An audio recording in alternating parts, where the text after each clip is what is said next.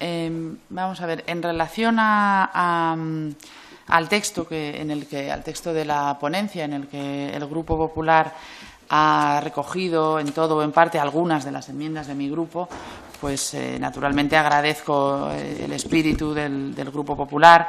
Sin embargo, me hubiera gustado que hubiera ido un poco más allá la transacción, ¿no? Algunos de los cambios que se nos han aceptado pues son de redacción, son de estilo, y otros son ligeramente superficiales. No obstante, en esa medida pues lo agradecemos. Nuestra opinión general sobre la jurisdicción militar, que ya expresamos en el debate de totalidad y hemos expresado en otras ocasiones, pues nos hace considerar superflua la existencia de la jurisdicción militar en tiempos de paz en el año 2015. Existen numerosos ejemplos en que esta justicia militar ha demostrado servir de instrumento de impunidad y un mecanismo por el cual se acaba desvirtuando la propia administración de justicia. No comprendemos, y creo que es muy pertinente debatirlo en esta discusión sobre el Código Penal Militar, que se sustraigan a la jurisdicción civil el conocimiento de hechos que constituyen, al final, delitos comunes, ¿no?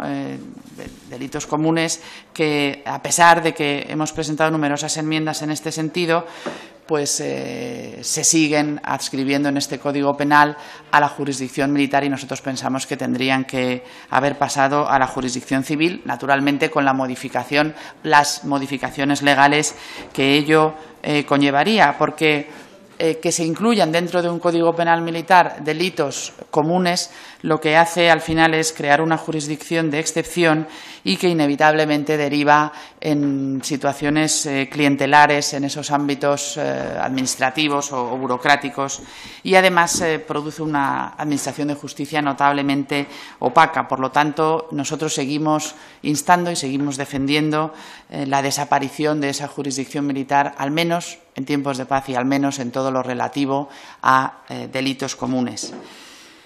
En este sentido, la inclusión del acoso sexual como delito específico en el Código Penal Militar, lo digo porque es un asunto en el que mi grupo ha trabajado considerablemente, nos parece que amplía esa base de delitos comunes a los que me refería y no soluciona el problema que quedó al descubierto con el caso de la comandante Zaida Cantera, ya que los hechos que constituían acoso sexual efectivamente fueron juzgados, incluso con el Código Penal anterior, y castigados.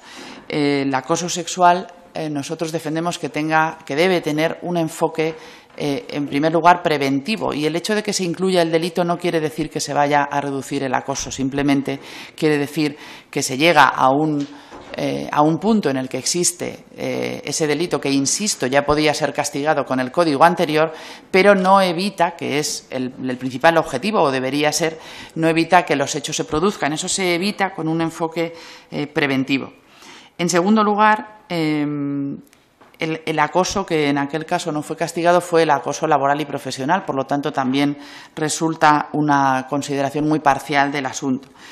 Y, como decía, esta inclusión del acoso sexual sigue sin comprender el hecho fundamental, que es que los delitos comunes deben juzgarse en la jurisdicción civil, en la jurisdicción ordinaria.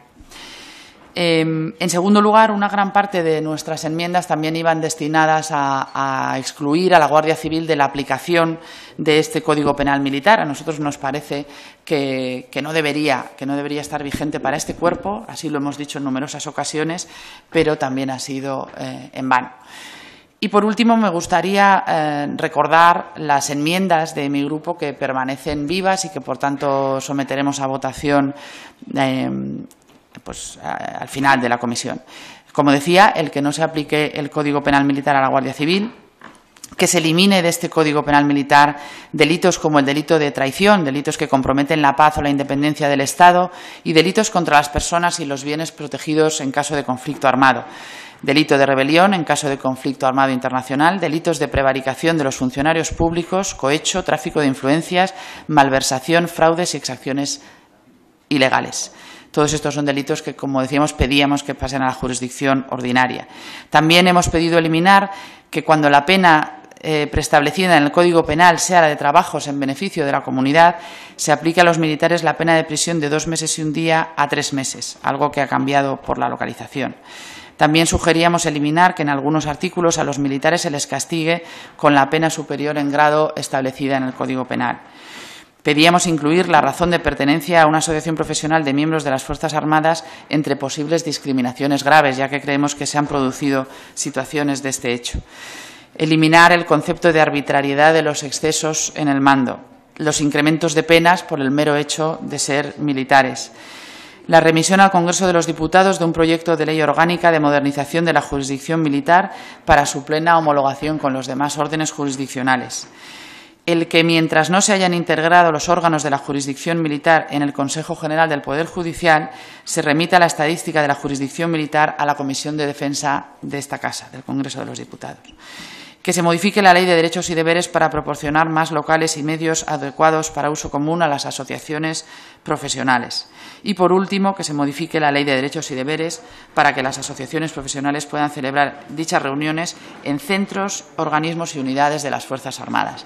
Estas son, como decía, las enmiendas de mi grupo que no han sido incluidas y que, por tanto, mantenemos vivas con vistas a la votación. Y, por mi parte, nada más, señor presidente. Muchas gracias. Muchas gracias, señora Lozano.